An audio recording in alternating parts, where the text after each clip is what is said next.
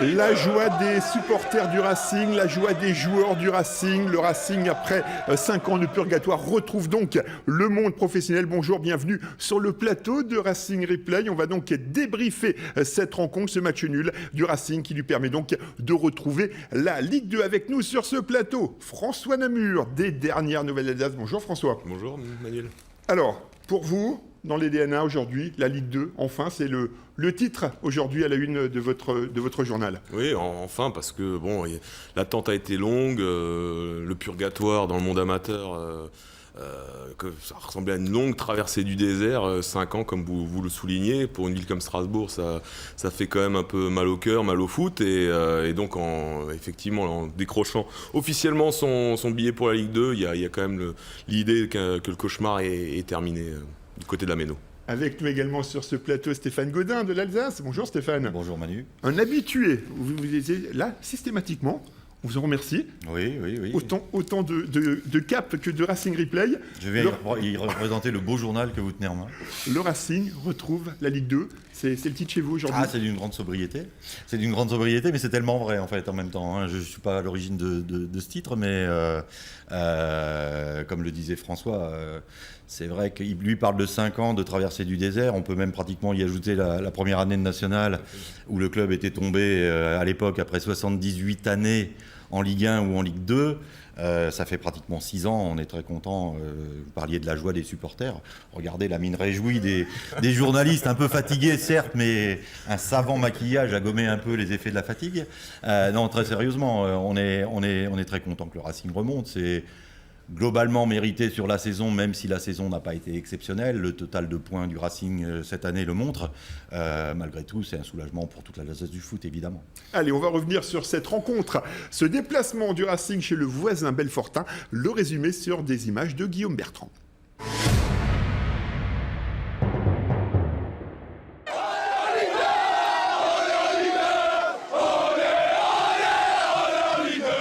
20h48, 27 mai 2016, date historique pour le Racing Club de Strasbourg qui retrouve le monde professionnel. Franchement, c'est que du bonheur et je suis heureux que le Racing retrouve le monde pro. Je suis tous ces gens-là, tous les supporters, franchement, toute une région, tout l'Alsace qui attendait ça. Franchement, c'est fabuleux et je suis content. Champion. Le match, lui, ne restera pas gravé dans les annales du football. Dimitri Liénard, le Belfortin, n'aura passé que 4 minutes sur la pelouse, sorti sur blessure. L'occasion tout de même d'admirer la superbe bicyclette de son coéquipier, Jérémy Grimm. Belfort qui se montre également dangereux. Mais on appréciera surtout le magnifique sauvetage du gardien de Belfort. À 2 reprises, il sauve les siens. Alexandre Oukidja, le meilleur gardien du championnat de France de national, n'est pas en reste non plus. Le Racing obtient le précieux point qu'il était venu chercher et cerise sur le gâteau, le Racing est également sacré champion de France de national. Grand moment. Ah, GP, rien que pour atteindre un peu. Grand moment, voilà, on est monté en Ligue 2. Au terme. On est en Ligue 2, cousin. On est là, on a fait plus quelques matchs et elle est là maintenant. On va profiter.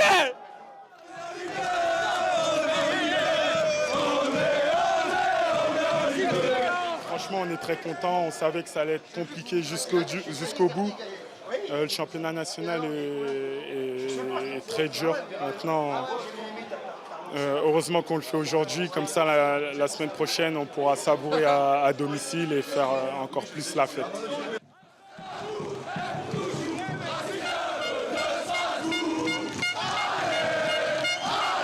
L'objectif est atteint. Ça fait plusieurs semaines qu'on attendait ça. C'est arrivé ce soir et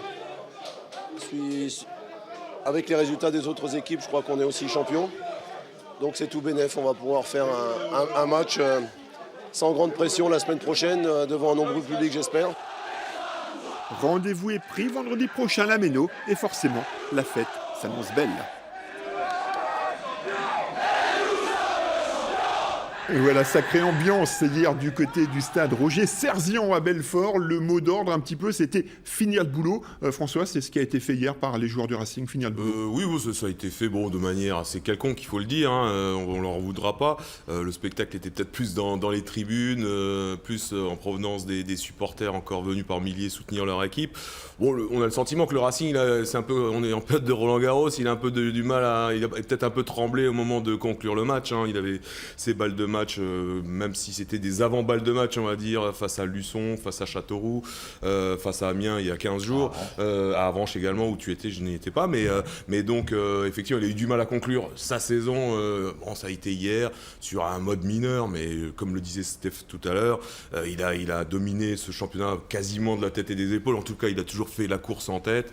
La deuxième moitié de saison quand même. Oui, il a eu ce coup de mou en décembre, effectivement, dont on a parlé dans cette émission. Mais franchement, elle n'est pas volée cette montée et on sent effectivement un soulagement de la part de tous les joueurs pour faire la fête dont nos auditeurs ont plutôt intérêt à avoir acheté déjà leur place parce que je crois que c'est guichet fermé pour vendredi. En effet, qu'on a entendu. Quasiment plus de billets ou plus de billets du tout pour cette rencontre face à Dunkerque. Stéphane, c'était hier soir le 8e 0-0 de cette saison pour le Racing. Spécialiste du 0-0. Oui, si on devait retenir une chose de cette saison, je pense que vous parlerez tout à l'heure peut-être des tops, c'est la défense, quoi. On l'a dit je ne sais combien de fois, alors je ne sais plus, ça doit être la 21e clean sheet, je crois, en 33 matchs, c'est-à-dire que 2 matchs sur 3, le Racing a fini sans prendre de but, ce qui est quand même assez énorme. C'est pas étonnant d'ailleurs que dans l'équipe type du National, il y ait 4 joueurs du secteur défensif de Strasbourg. On peut les citer, Oukidja dans les buts, Marester. On peut même tous les citer parce que selon que le jury a été celui des journalistes, je crois, d'un côté, des entraîneurs de l'autre, ils ont tous été dans les deux équipes. Je crois que en commun, il y avait Alexandre Oukidja qui a été élu meilleur gardien du National en plus. Il y avait Ernest Seka, il y avait Abdallah Ndour dans les deux.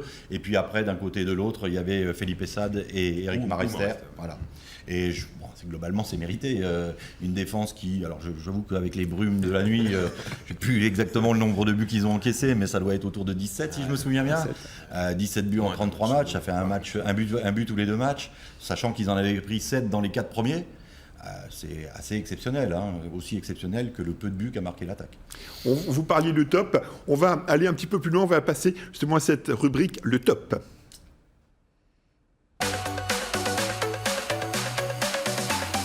Et c'est vrai qu'on pourrait dire beaucoup de choses sur cette saison. Moi, j'ai voulu revenir beaucoup plus loin en arrière avec la renaissance de ce Racing. On se souvient, il y a 5 ans, le club était quasiment à l'agonie, quasiment donné pour mort. Le club n'est pas mort. On va, avec Karine Gélébar, voir justement comment cela s'est passé il y a 5 ans de cela. Regardez, reportage.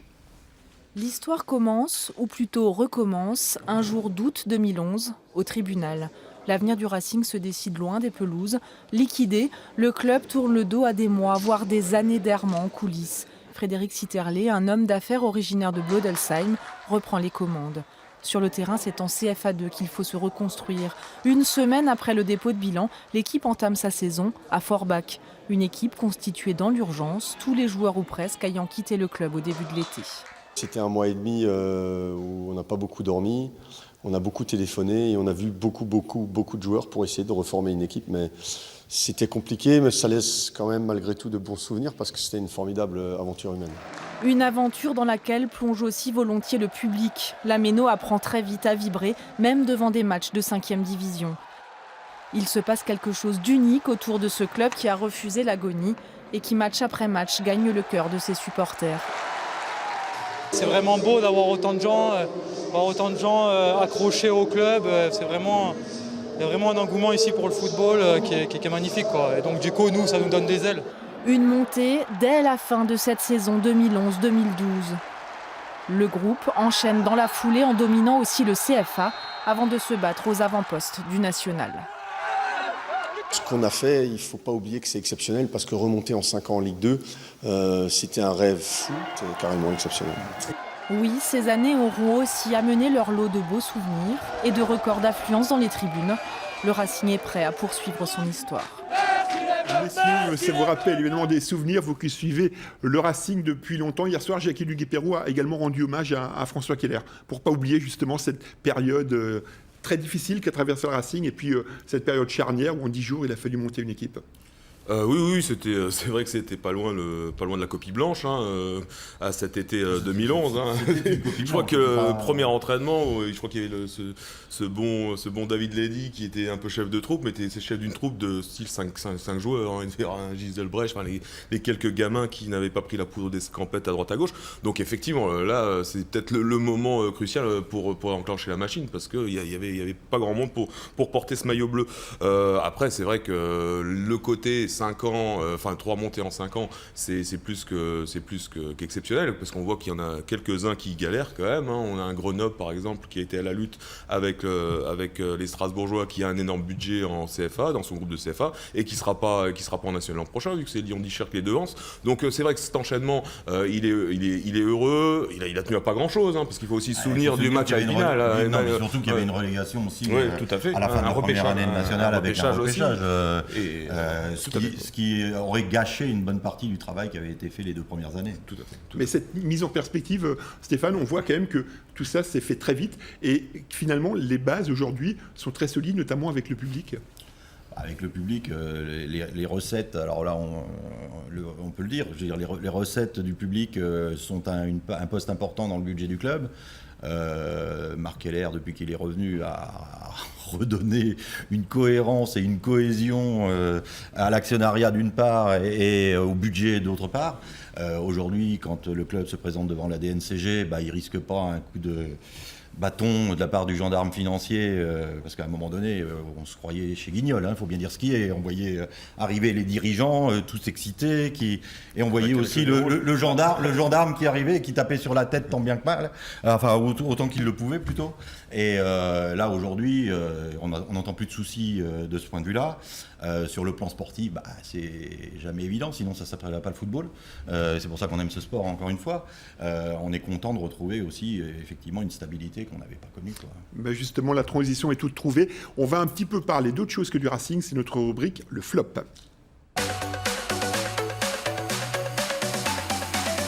Stéphane, en effet, ce que vous disiez, ça ressemble un petit peu à ce qui se passe du côté de Colmar, où les mauvaises nouvelles s'accumulent. C'est ça, malheureusement, les SRC. Alors bon, moi je ne suis pas spécialiste des SRC, donc je me garderais bien de porter des jugements trop avancés, mais ce qui se passe au SRC à un niveau un petit peu moindre, puisque le SRC était en national et le Racing a coulé en national aussi à ce moment-là, mais Colmar n'a pas le passé, le vécu de Strasbourg en Ligue 1 et en Ligue 2, mais malgré tout, effectivement, on a le sentiment que le club a vécu au-dessus de ses moyens, qu'il a engagé, ça c'est des informations qui couraient, même pour les non-spécialistes, déjà quasiment depuis le recrutement de l'été dernier, où ils ont engagé des joueurs à tour de bras, des joueurs chers, avec la bénédiction du président de l'époque, dont la propension à dépenser l'argent qu'il espérait avoir mais qu'il n'a pas eu, a précipité le club dans le trou qu'on connaît aujourd'hui, et j'ai malheureusement bien peur que ça se termine très très mal.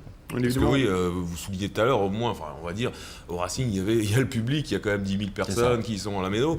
Au Stadium, il y en a 1500, quoi. Donc en termes d'impact populaire, en termes donc politique aussi, il ne faut pas se leurrer. Ça semble compliqué de trouver des solutions pour les SRC qui courent d'un grave danger, d'après tout ce qu'on lit de nos collègues colmariens. Il y a eu une espèce de fuite en avant au SR Colmar, c'est-à-dire qu'on a commencé à parler de Ligue 2, etc. C'est bien joli de parler de Ligue 2, c'est bien joli de générer des dépenses un peu supplémentaires, parce qu'il faut toujours prendre des risques en football, ça on est bien d'accord. Si un jour on veut passer un pas, peut-être qu'il faut le faire, mais je ne suis pas sûr que ça ait été fait dans des limites raisonnables. Et juste aussi, ça souligne aussi le côté piégeux, voire casse-gueule de ce championnat national, où il y a beaucoup de dépenses, il y a beaucoup de dépenses, il n'y a quasiment aucune recette, sauf le cas exceptionnel du Racing et son public, voire ses partenaires, mais sinon c'est comme une souffrance financière pour tous les clubs. On entend beaucoup de choses sur des Luçons, par exemple, qui accumulent les déficits, qui espèrent trouver un salut dans une fusion avec La Roche-sur-Yon, et il y a sans doute d'autres... Je m'amusais à passer en revue l'autre jour les clubs que le Racing a affrontés ces dernières années en national, la moitié a disparu. Et quand je dis disparus, ils ne sont pas redescendus en CFA. Hein. Ils sont allés beaucoup plus bas. Hein. On pourrait tous les citer, malheureusement, Uzès, Colomiers, Poiré-sur-Vie, Istres, Vannes, j'en oublie. Hein. Mais il y en a une flopée absolument invraisemblable. Carquefou. Strasbourg, oui, Carquefou. Strasbourg monte en Ligue 2. Strasbourg, c'est déjà 4,5 millions à 5 millions de droits télé garantis en national. Zéro. Voilà. En tout cas, on est triste, parce qu'on aimait bien ces derbys en national entre le Racing et Colmar. Le Racing qui va donc retrouver la Ligue 2 et les SR Colmar. Quant à eux, l'avenir est assez sombre. Nous, on passe justement à notre rubrique « Et maintenant ».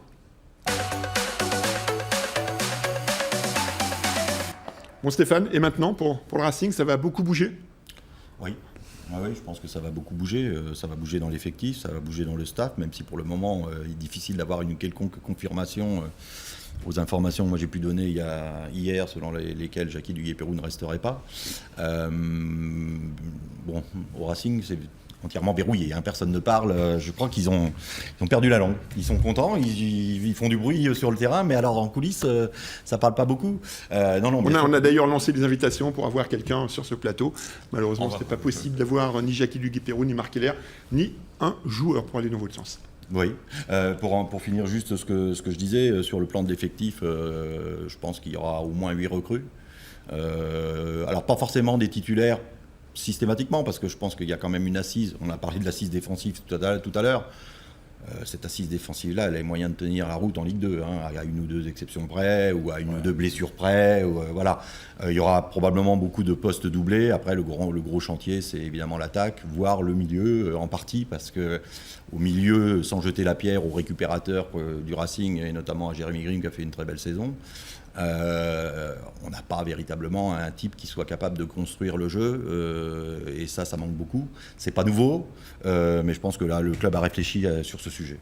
François, la priorité, évidemment, c'est de savoir qui sera le coach, qui sera aux manettes de l'équipe la saison prochaine. Évidemment, parce que bon, c'est un peu lui qui donnera le tempo, qui amènera peut-être des joueurs indispensables comme Steph le souligne. D'ailleurs. Vendredi, enfin la veille de la rencontre de Belfort, Jackie, il regrettait un peu d'avoir raté le coach face à Amiens, parce qu'il se disait ça aurait donné 2 semaines de plus pour préparer la saison prochaine. Là, c'est vrai que le Racing part avec un micro désavantage, en sachant que la Ligue 2, ça fait 15 jours, 3 semaines que c'est fini, que les effectifs sont en train de se construire, que sans doute les recrues les plus intéressantes, elles ont déjà trouvé quelques boutiques pour jouer la saison prochaine. Donc ça effectivement, il y aura du changement, et puis c'est un changement qu'il s'agira de mener au pas de charge, quoi, parce que dans 3-4 semaines, c'est la reprise de l'entraînement, et qu'effectivement il faudra des renforts, et sans doute un nouvel entraîneur à la tête de l'équipe. En tout cas, messieurs, merci. Il y aura certainement beaucoup d'infos dans vos journaux respectifs, parce qu'évidemment, c'est une période que les supporters aiment beaucoup, parce qu'il y a toujours beaucoup de bruit de couloir. En tout cas, merci d'avoir été avec nous sur le plateau de Racing Replay. Nous, on se retrouve dans une semaine, après le match contre Dunkerque, qui sera le dernier de cette saison 2015-2016. À très bientôt.